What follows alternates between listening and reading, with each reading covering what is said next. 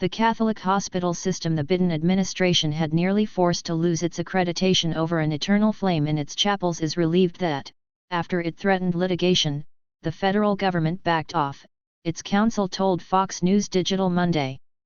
The federal government had attempted to force the St. Francis Catholic Hospital System Oklahoma to choose between losing its accreditation for Medicaid and Medicare or removing eternal flames from its chapels, which is central to their faith.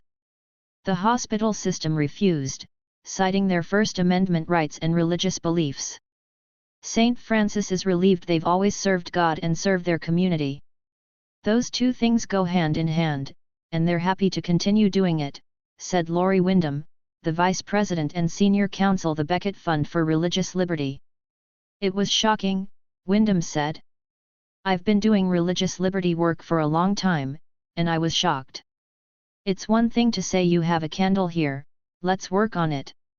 It's another thing to say that the people who need care won't be able to get it because you have a living flame in your sanctuary. The eternal flame symbolizes the presence of Christ and is an important part of their worship to show that the Blessed Sacrament is there and the presence of Christ is there, explained Windham.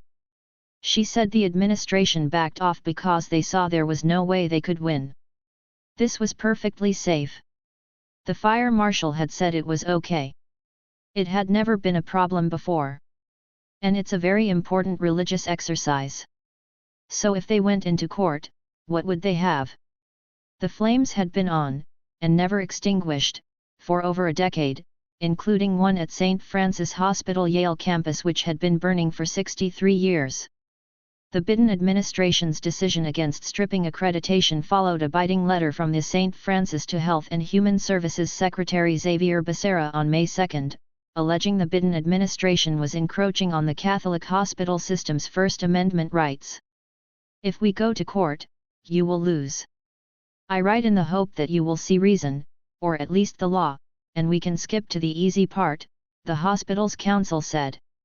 You put not just St. Francis Health System in peril but the entire state of Oklahoma and any person in need of St. Francis Health System's preeminent care, all because St. Francis maintains a single, enclosed, and reverently kept eternal flame in its chapels, the letter continued.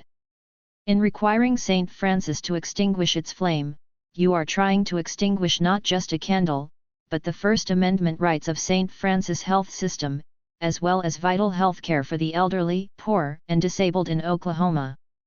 The Health Systems Council said that cutting off accreditation for Medicare and Medicaid would have caused irreparable financial loss to their institutions.